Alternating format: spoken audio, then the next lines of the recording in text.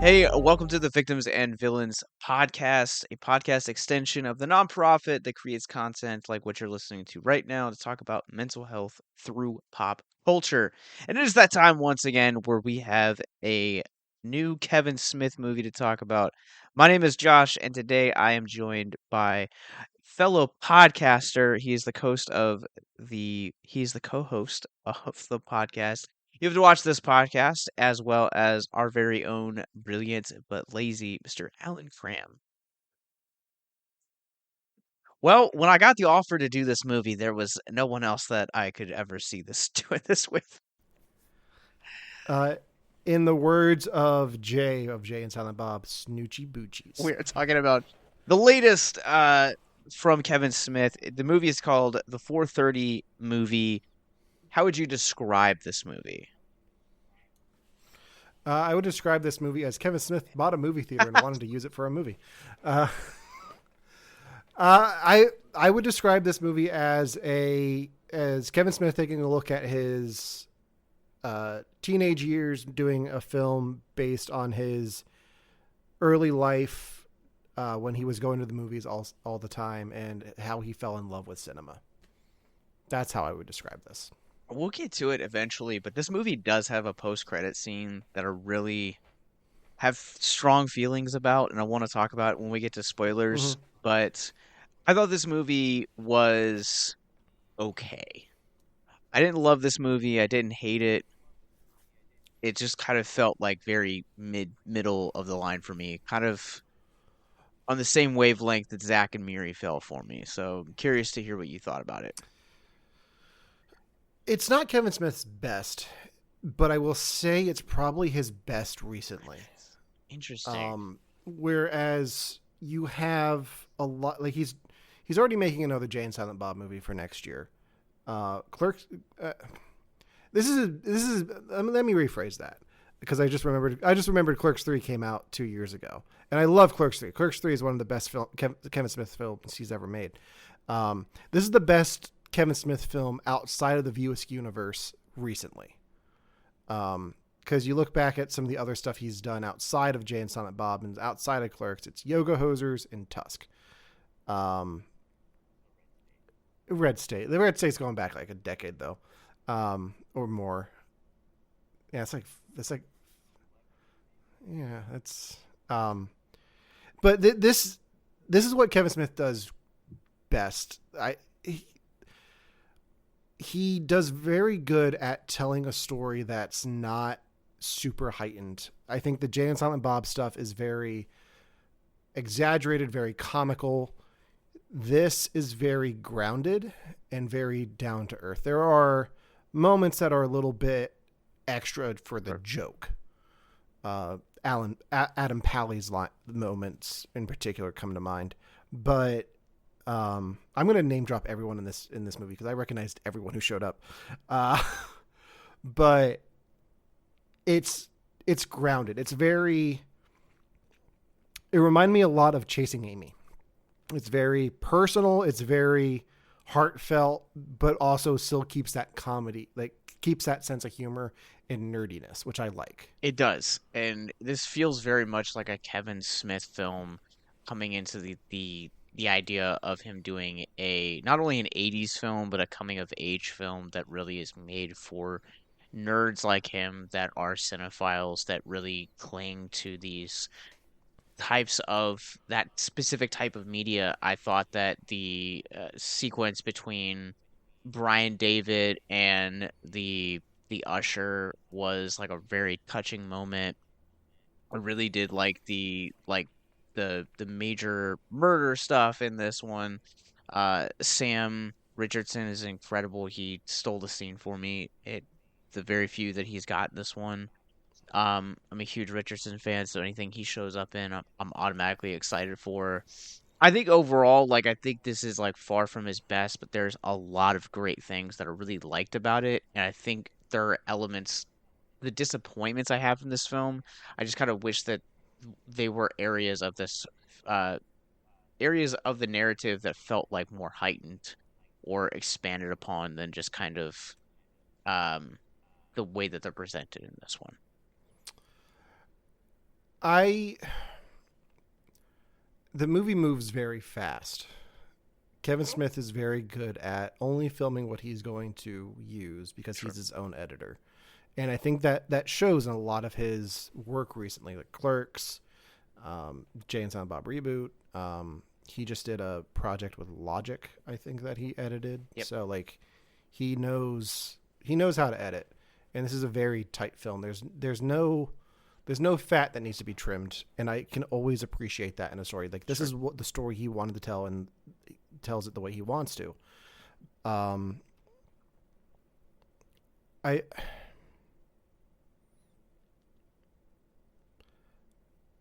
as a cinephile, as somebody who loves going to the movies, as somebody who, when I heard Kevin Smith was doing this project and buying a movie theater and making a movie there, I've been excited for this movie for a while, and I gotta say, like, I'm not disappointed in it. This is exactly what I expected this movie to be, if not a little bit better. Because having seen Yoga Hosers and like knowing the heightened level of comedy and silliness that movie has, like you never know with Kevin Smith what you're going to get. And I think since his heart attack and since his mental health crisis last year, Mhm. like this is a new Kevin Smith. Like this is a more grounded, more down to earth Kevin Smith, and I'm really curious to see where he goes from here.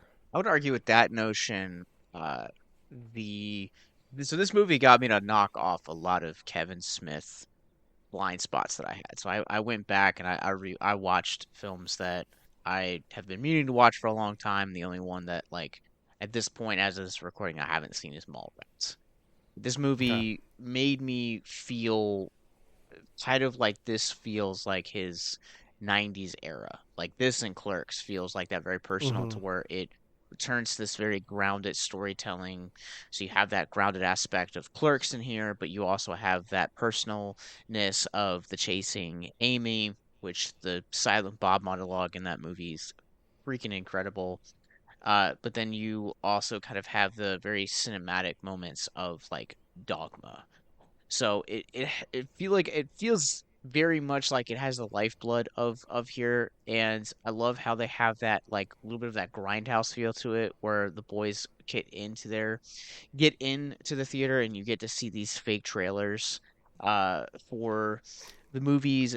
Sister Sugar Walls, which is a nunsploitation film, The Health Nut, which is a slasher, and then Booties, which is a Ghoulies ripoff, and I love how he hits every one of those notes that are just like these like ridiculous 80s horror things in this coming of age story. Yeah, I really appreciated the fake movie trailers in the movie, but I couldn't help but think like which one of these he's actually going to make. Like he's going to like I know him. He's going to go through and make one of these. And it's probably going to be the one where his daughter's the nun.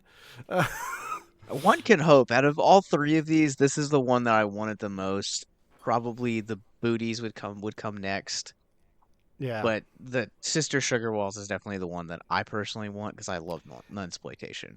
The weirdest part about the movie theater, like the stuff on screen for me, was they just added the Drew Carey show to streaming on Flex TV. Hmm. So I've been watching that and then seeing Dietrich Bader on screen look like as that beaver. I was like, that's not Oswald. Like, what happened to Oswald? Um, how do you feel? Like, so you're catching up on the Kevin Hmm. Smith filling in the holes. I've been deep in Kevin Smith for a while now. I phrased that wrong, but I'm going to leave it there. Um, I know Kevin Smith very well from podcasting, um, and his films, and like I listen to a lot of his podcasts. Hmm. Um, and I know a lot of the people that showed up in this movie from other things that he's done and his podcasting. How do you feel about how many of the cameos in this did you recognize? I recognized pretty much all of them. Like I have the IMDb list pulled up now. Okay. Like Justin Long showing up as Stank, I thought was a really memorable one. Like I've already mentioned the Sister Sugar Walls, but Mm-hmm. you know, there was that really long period in Smith's career where there was that beef between him and Jeff Anderson. So seeing Anderson kind of be show up in a cameo was a really rewarding thing. I loved, of course, seeing Jason Mewes. Jason Biggs had one of the best sequences. Rosario Dawson was great in this movie for the brief time that she was on. Here, the one that I got a real kick out of was Ming Chen from Comic Book Men showing up at the beginning Yeah. as the father. Method Man showing up was really cool. Um, I'm trying to. I've already mentioned Sam Richardson, but Yeah. there's another one that I'm like, there's another cameo that showed up that I can't remember, and it's like it's killing me right now. Oh, Katie, Muschetti, Kate Mushish, Micucci yeah, that one. as Melody's mom. Hmm. Um, yeah, one of the things, like, I love seeing everyone show up to play with Kevin Smith because it just makes you know that people want to work with him. Like, they enjoy doing things with him. Like, there's no reason for Rosario Dawson to have the brief cameo that she does in this, but she shows up. She comes to play, and that says a lot about Kevin Smith as an artist. Like, people want to come out to New Jersey for a day to shoot a cameo in his stuff, which I think speaks a lot about his character and about the stories that he's trying to tell. I want to talk a little bit about the setting of this movie Okay. because I have stories. For context for Um, listeners, Alan has actually been to this theater. I have yes, not. that's that's the story I want to tell because there's two fronts to this. I went out to to the Smod Castle Cinemas in Atlantic Highlands, New Jersey, which is the theater that this film takes place in. They changed the name for the movie. I forget what it is. So But Atlantic something. Atlantic Cinemas, I Yeah, think. that's it. I think that's what the name it was before he bought it. But I went out to see the director's cut of Jersey Girl. Is that a Kevin Smith film that you have seen or not? Yeah, it's been a couple of Okay. years, but yes, I've seen it. The director's cut, or as he billed it when he showed it there, the Snyder cut of Jersey Girl, it is probably the most emotional Kevin Smith film I've ever seen. It's very heartbreaking and like it's very emotional. It's very good. Like, I really hope that they get to release it. Release the extended cut here soon for audiences to see. But now that Ben Affleck and J Lo have broken are divorcing again, but probably not. Uh, but Anything's possible at this point. but when you go into the cinema, like the movie theater that he owns, it's very clear that he loves movies. He loves movie theaters because he's put a lot of work in that theater. I had never been there before he bought it, but they decorated the walls with a bunch of art from all of his films. So there's like different posters from Dogma lining the walls. When you go to the concession stand, there's a letter from Ben Affleck thanking him for Dogma. There's a mural on the wall of every movie star or celebrity from New Jersey. So he didn't just buy, like, I made the joke that he bought this theater to make this movie. That's not why he did it. He did it because he loves cinema. He loves this space. This is like a sacred place to him. And going there, it shows. And I think it also shows in this movie. Because it's very nice it must be very nice to be able to be like, I have this space that was very dear to me in my childhood, and I want to tell that story, and I have the means of telling that story now, and I'm going to ask my friends to come out and play. And as a storyteller, as a filmmaker, like, that's got to be the best feeling. And like, because I'm so envious of that, because like my childhood movie theater, the one at the Chambersburg Mall is gone. Like Yeah. that mall is abandoned now. The only other theater that's even a close second to that is a drive-in theater, which is still open, and I can still go to. But like, this is a love letter to his childhood watching movies, and knowing what I know from his podcasts That was a big thing he did with his dad, and um, I can guarantee that the story arc with his mother calling the movie theater probably happened to him as a kid. Um, because this is probably the most autobiog auto this is the closest to an autobiography we're going to get from Kevin Smith. I Um, thank you for the thank you for the reminder about Rachel Dratch's cameo in this because I yes, totally forgot about that. She's just had me in absolute tears. The back and forth between yeah, her and Jim Kim Jun Jung. Terrible with names. Manager Mike yeah. Ken Jeong, Kim Jong. yeah. Um, Story wise, this is pretty much an '80s movie. Like this is straight out of the '80s. This is very much just almost. I want to say it's very John Hughes. Like it very much feels like you could put Molly Ringwald in this movie and John Cryer, and it would fit that mold. It does. It fits it very well. I think the biggest problem that I have is I would have liked a little maybe like 10 minutes more to kind of like explore some of the relationships.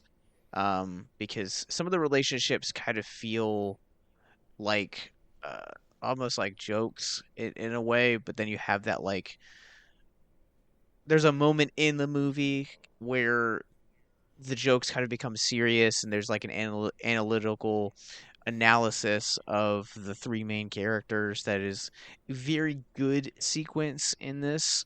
Um, I don't want to say it doesn't feel earned. It's just I would have liked to kind of see that a little bit more developed a little bit more because by the time we reach that, we're essentially in and out of the movie theater. You know, hijinks kind of take place, and this is it's very fun. But when you're looking at it from like a more critical perspective, I would have liked to see some of those relationships kind of expanded upon or even developed a little bit more. Yeah, the movie focuses on the three main teenage boys in this. So Brian, Belly, and Bernie. I feel like the dynamic between Brian and Bernie is very much explored, but Belly is just kind of there. Yeah, Belly. He's just kind of Not to cut you off, he feels like yeah. going back to that sequence I was talking about. He feels like he is just there simply to kind of be the punchline and the comic relief that can essentially that connects Brian and Bernie, like the bridge between the two. Which I've been in friendship dynamics where that sometimes that is the case, and that's not always like even in dynamics where that is the case, that's not 100% of the time. Like if you want to see that dynamic, come watch. You have to watch this podcast where I'm the glue that that brings Devin and Ryan together. Um, but yeah, it there's the and there what I thought was interesting about the Bernie Brian angle was Bernie's very jealous of Brian focusing on Melody Bernadette. What was it? Barnegat?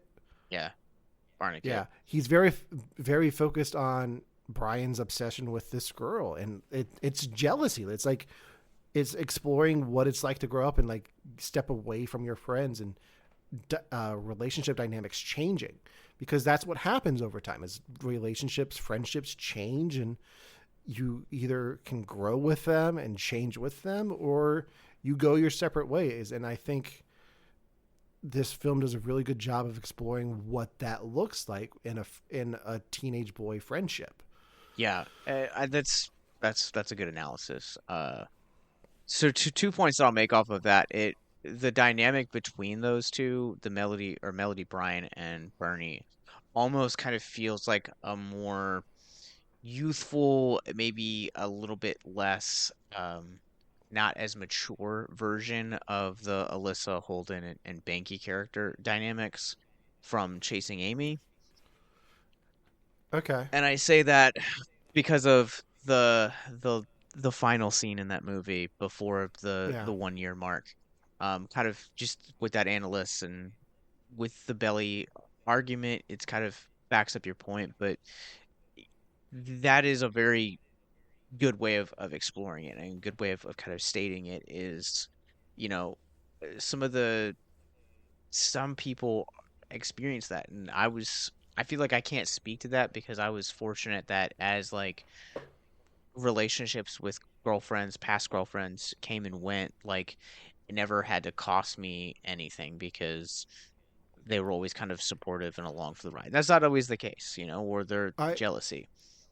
I can say from personal experience that there were friends that I had when I was like Brian's age that I am no longer friends with because we went our separate ways, and I don't know what happened. But my best guess is, um,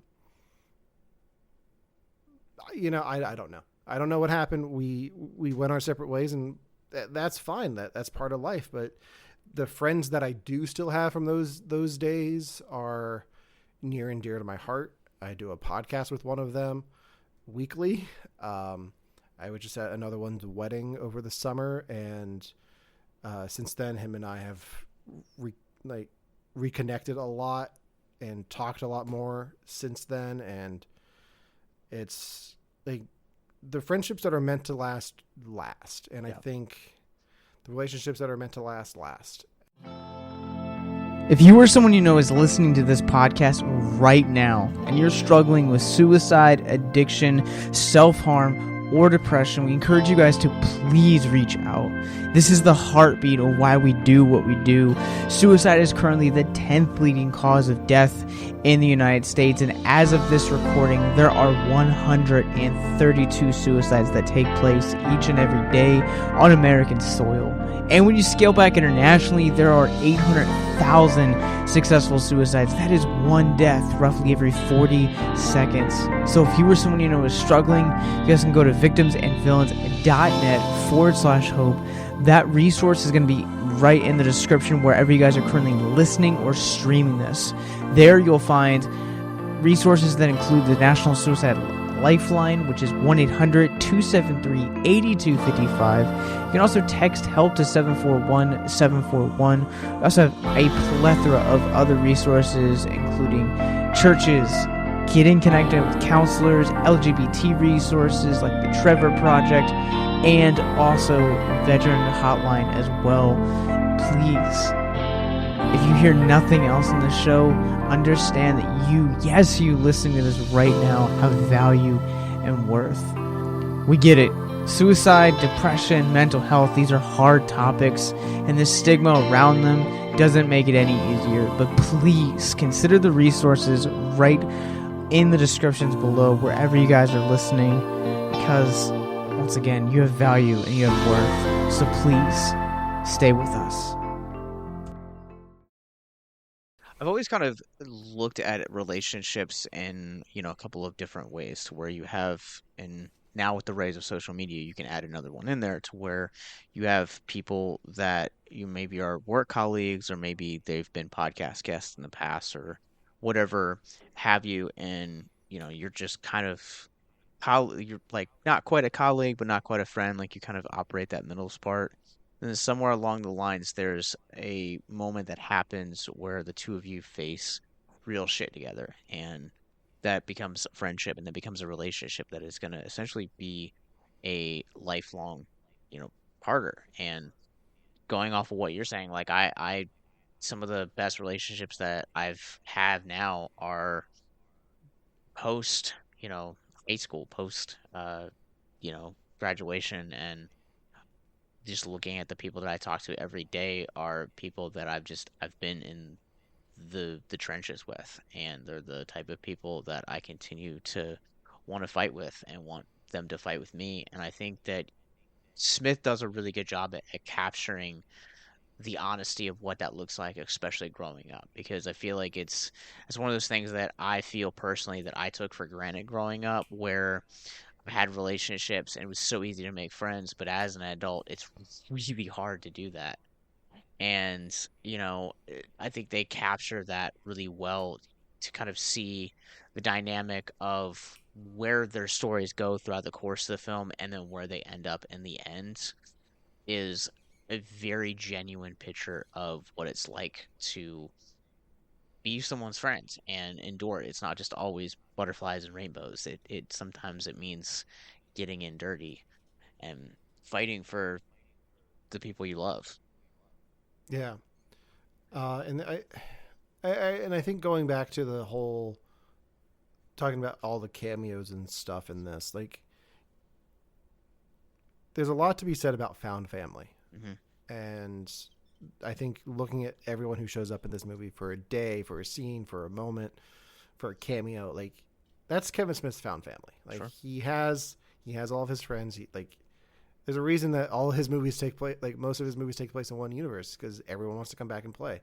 And I think he's very, very good at getting people involved and working with the people he wants to work with.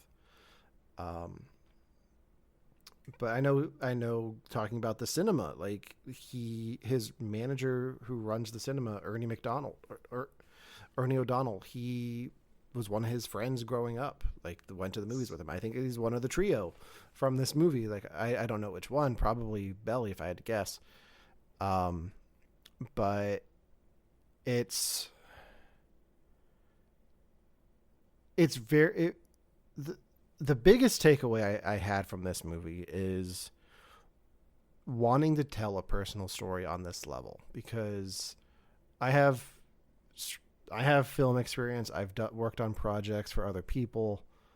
It's been years since I've done anything for myself, and I think the highest compliment I can give anything film wise is inspiring others to create. And Kevin Smith does that very well, not only here, but in his podcast. Like, he's always been very adamant about just go make the thing, which is why I'm on so many podcasts, because I just keep making the thing. But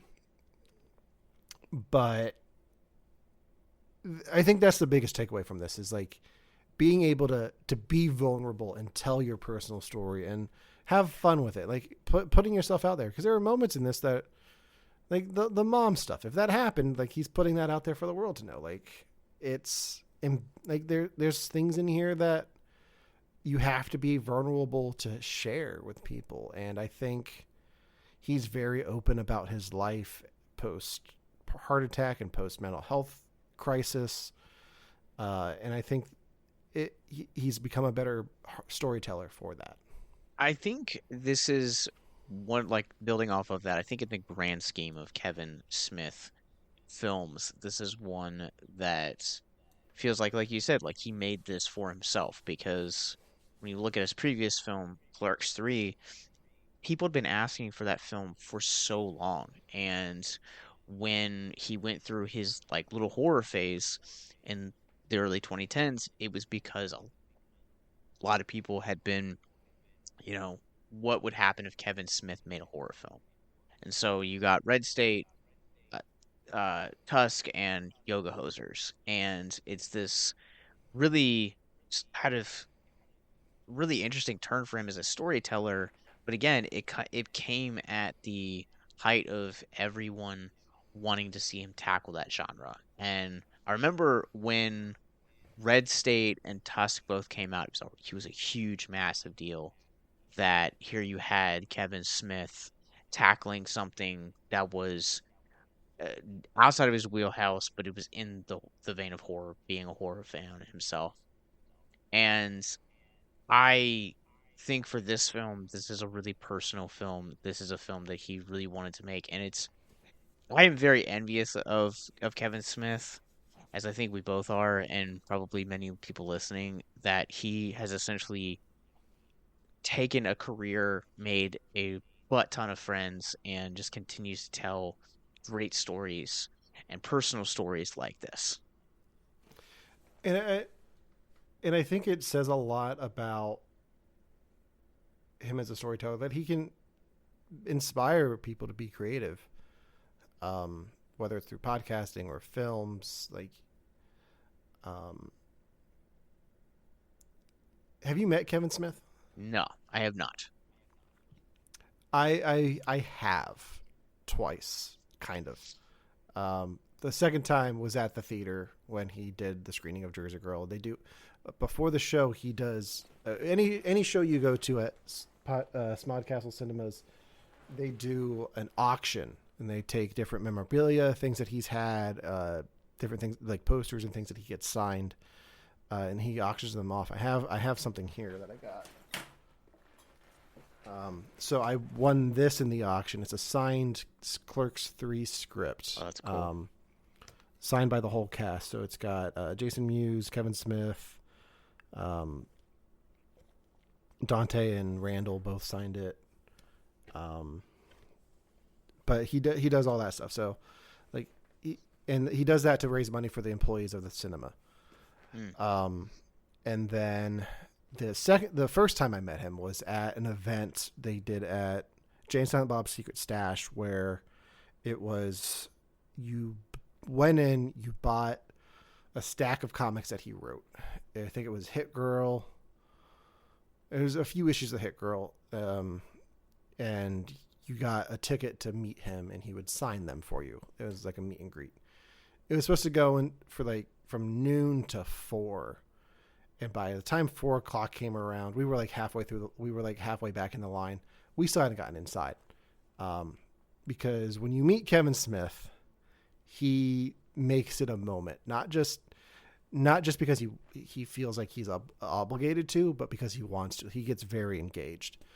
I remember my wife and I were talking to him about his Frasier podcast that he stopped doing. Like, I kind of froze up because this was my first time meeting him, and I didn't know what to say.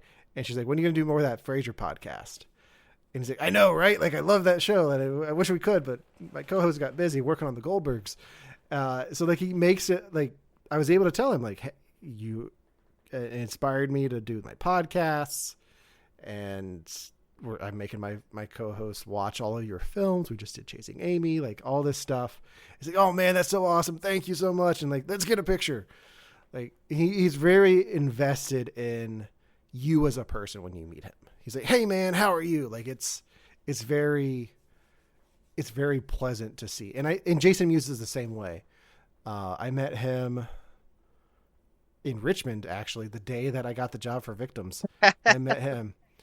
It was right before coronavirus. Coronavirus was a thing. So like, you had Luke from Gilmore Girls doing fist bumps for coronavirus, and you had LeVar Burton wearing a mask, and Will Wheaton not shaking hands. But then Jason Mewes was like, "Yeah, come here, man," like hugging you and like getting all in your face for selfies, taking your phone, like, "Yeah, let's get some pictures." Like that's just who he is. Like, they're both very personable, and they're not shy. And it's always a pleasant experience seeing those guys. That's awesome. One day I will, is my goal to meet Kevin Smith. Also, I think both of our goals to get Victims to do something Smodcast eventually. Uh, but I want to go back to going back to the film and looking at it Yeah. from a mental health perspective. I think one of the lines that of dialogue that really stuck out to me is, "Movies make the world make sense."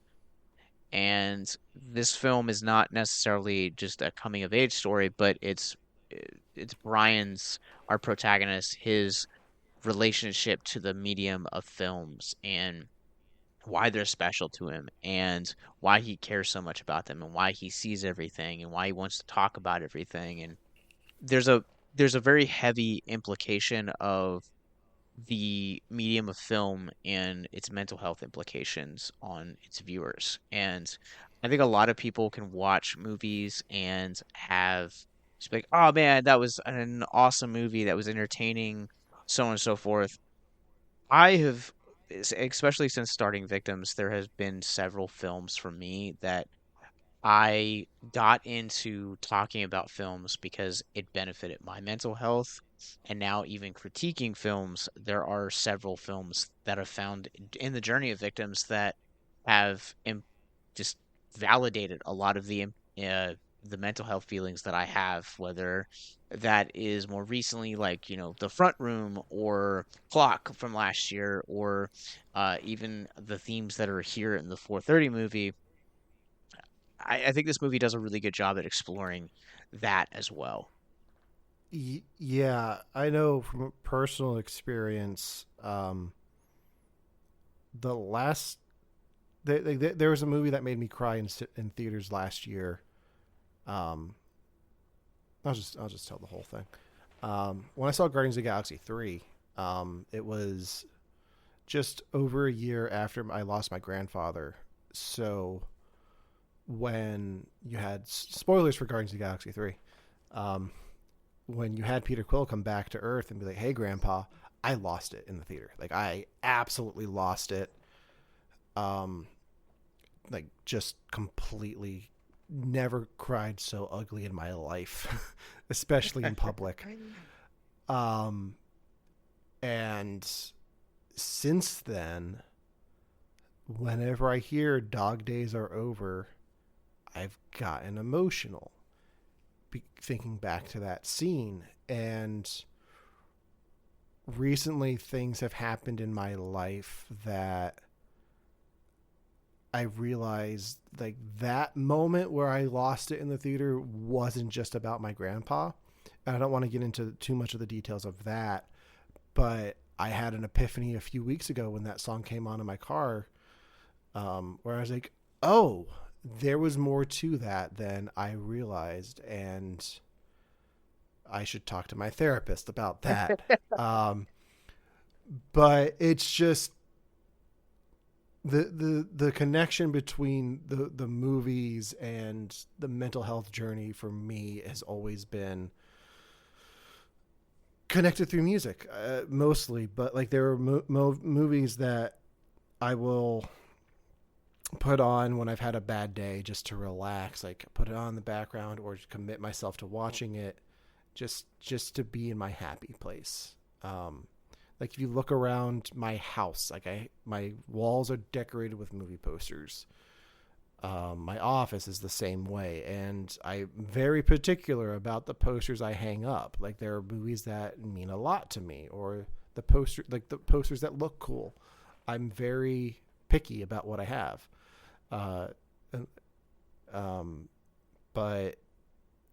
what I have in display, like I have a bunch that I won't ever hang up. but it's good to know that I had the Superman 4 Quest for Peace poster. It's like I can look at like the one I have on my basement door right now is Spider-Man 2. I can look at that poster and just it calms me down. It's just Spider-Man with his mask off looking over the city. It's like, okay, just take a minute, breathe. It'll be okay. You are vindicated. You are selfish. You are wrong. The whole, but it's like, yeah, like movies are a great escape. Like I know people who, if they're having a bad day and need to fall asleep, they'll put a movie on in the background. Like that one movie they'll just watch on repeat. And there's nothing wrong with that. Like I think movies are a great way to relax and can be very therapeutic. Yeah, there's a like a small list of films that I have that are comfort films, and depending on like what mood I'm in or like what emotion I'm feeling, it will gravitate like what I put on. And I think that's just I think that speaks to the power of film. I think that speaks to it's not just entertainment. It's not just something that we watch to escape, but it's these things that strike us and transport us to other worlds, uh, and that allow us to align with heroes or villains or themes that are within the movie or scores or, just a number of other things or one lines, like there are a number of reasons why watching a film could be beneficial for your mental health, in between therapy sessions. Yeah. And it's not just film, like television's the same way. Books can be the same way. Like I think whatever you find comfort in, Hmm. as long as it's a healthy expression, is healthy. Like, Yeah. there are definitely unhealthy ways of finding comfort. But I don't think art is a bad way to do it. Whether that's books, music, movies, television shows, video games, whatever you find comfort in, as long as you're not hurting yourself or hurting others, Yeah. like there's nothing wrong with that. And again, even like bringing it back to 430 movie and switching gears, you look at the Bernie character, and for him, the way that Brian was to movies, you had Bernie was to Major Murder, the Sam Richardson character, and there's Yeah. a great scene between the two of them where it's this really heartfelt moment, and he's just kind of being like, dude, you're like my entire world, like, role model. I love you, and it's this kind of this really like sweet a moment where he kind of has a like an aside, like an epiphany. But again, you kind of get to see what it's like when for his character and his mental health journey in this movie.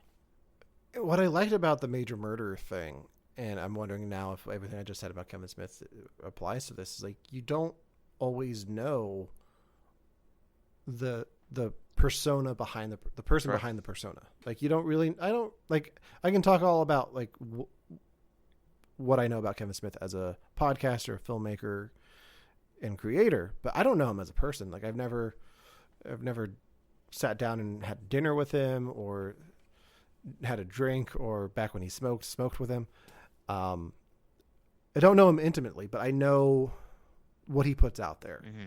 and I feel like from the few interactions I've had with him, it's very very close to the chest. Like it's very he does take things very personally, and but there is that side of people that you don't know because it a lot of like some of it is just a front. Like Yeah. yeah, So before we do ratings, I have a trivia question for you as a yes, cinephile. Do okay. you actually know what the 430 movie actually refers to in terms of history? I do not. Enlighten me. So, uh, mostly it's a New York thing, but given how close New York and Jersey are, it's very Mm-hmm. very possible that Smith also experienced this. Well, real quick, like you can see Manhattan from Atlantic Highlands. Oh, fair enough. Yeah. So the 430 was actually a television program that aired weekday afternoons on a WABC TV or Channel 7 in New York from 1968 to 1981. There's also a great podcast discussing the history of this program as well. Okay.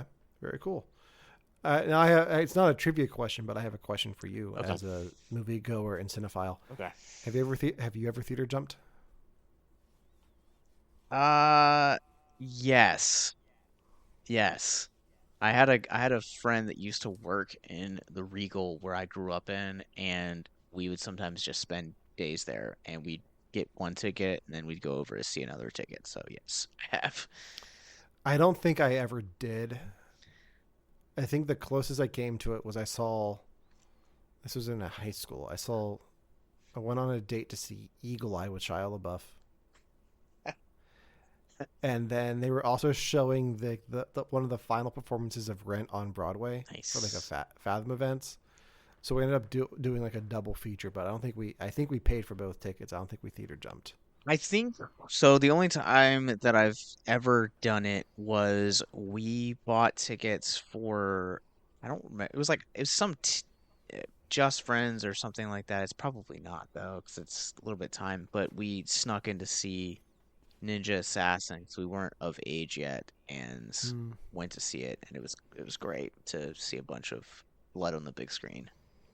yeah, I think I'm not gonna say that. Never mind.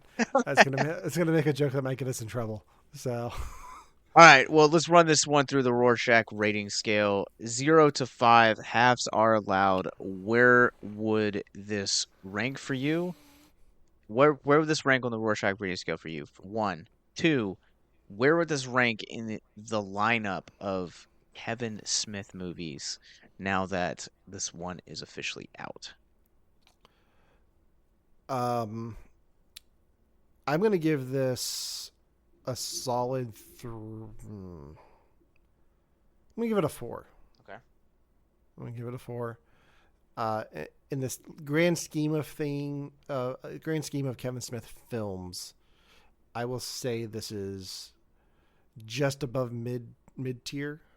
Like I wouldn't put this super low, I wouldn't put it super high, but just a little bit on the higher side of the mid.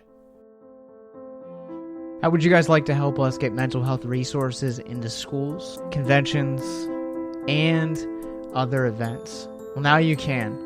Simply go to patreon.com/victims and villains for as little as $1 a month.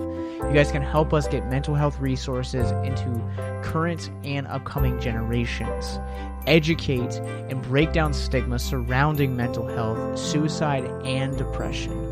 And you get exclusive content that you can't get anywhere else. And you guys can tell us which Nicolas Cage movie you want us to cover, and we'll do it. All it takes to get started is to go to patreon.com/victims and villains, or simply click the link in the episode description wherever you guys are currently listening or streaming this episode. Pick your tier and get started today. Yes, it's that simple. So quickly select the tier that you want and help us get hope into the hands of the depressed and the suicidal today.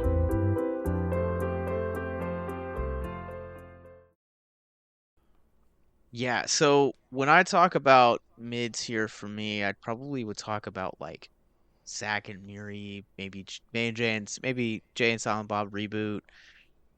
I'm gonna put that like in that category. So I'm also gonna give this one a 3. There's a lot to love here. This is a very, very well written script. Um, Mm-hmm. but I think for me, like overall, like there's just a lot more like Kevin Smith films that I've really come to love and appreciate. Oh yeah, like what is your favorite Kevin Smith film of all time? Chasing Amy. Chasing Amy. Okay. For me, it's probably Dogma. That's a solid choice. I have that poster right over there. I don't have it hanging up. I need to get a frame for it. Dogma's up there. Clerks 2, I think is one of the one of my favorites of his. Having been stuck in a job I didn't like for years, and I like identifying with Dante and Randall in that one. And then I'm also a fan of Mallrats. Mallrats is a lot of fun. I've heard like Mallrats is like the one that I also haven't seen Cop Out, so I know that Cop Out is. Cop Out doesn't count. In the grand scheme of things, like when I talk Kevin Smith films, I'm talking about ones he wrote and That's directed. fair. Because a lot like that's the outlier. Like that's the one where he didn't really do the script. So I will say, I go ahead. I haven't seen it either. I own it, but I haven't seen it. So I will say the other two, and I will say to put this in my top 3 because I am a horror fan.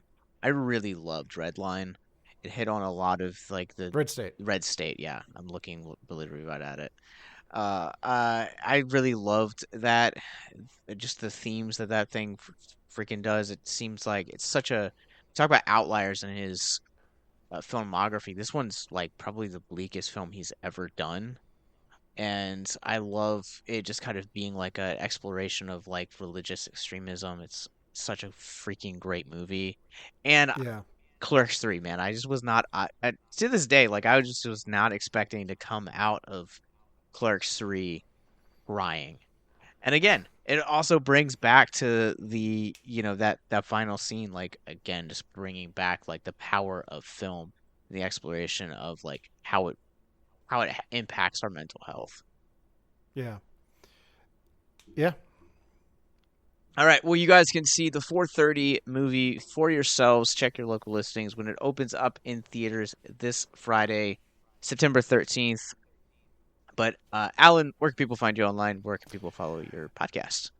People can find You Have to Watch This podcast that I do with my friends Devin and Ryan, where we make each other watch movies every week that one of us hasn't seen.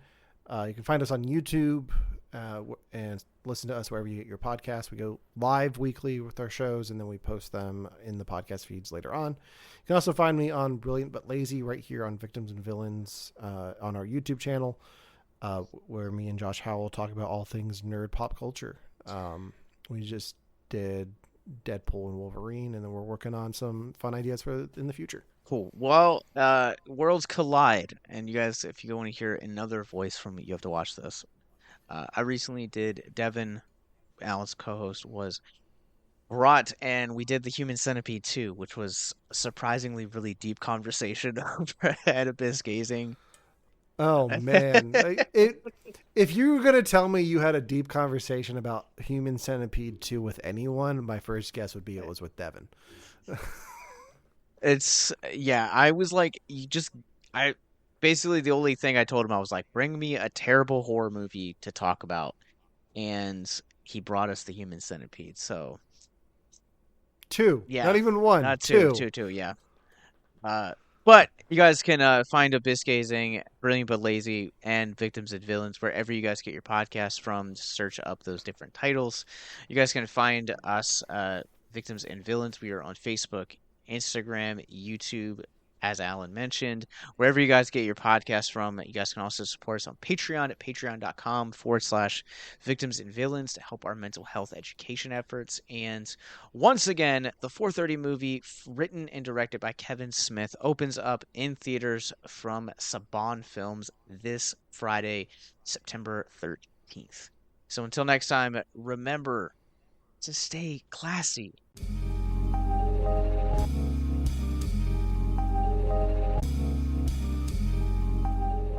We forgot to talk about the ending of the movie. Oh, yeah, we'll talk about that right now.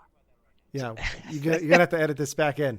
So real quick before we wrap this up, let's talk about the ending of the movie because I know you had some thoughts on it. What were your thoughts of the stinger? I hated that they put that stinger in. It made me I really wish that they would have made this a Clerks prequel almost, and I didn't realize Okay. that until that final shot.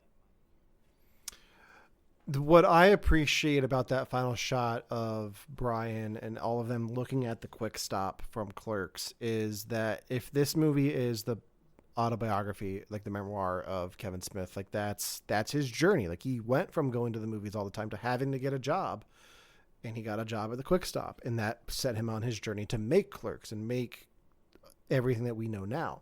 So I appreciated that you have Brian talking about his love of film, his passion for storytelling and going to the movies, and then having to get a job and having to go in the real world and having it go into Clerks. Like maybe there's a 5:30 movie where it's him working at the quick stop, and the you could also look at it as the cycle repeats. Like it's everything's a circle. Everything comes back around. So like he goes into the quick stop and then everything happens again. So he makes Clerks.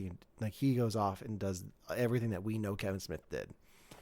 And like again, I think I don't have the deep connection or I don't the knowledge that you have when it comes to Kevin Mm-hmm. Smith.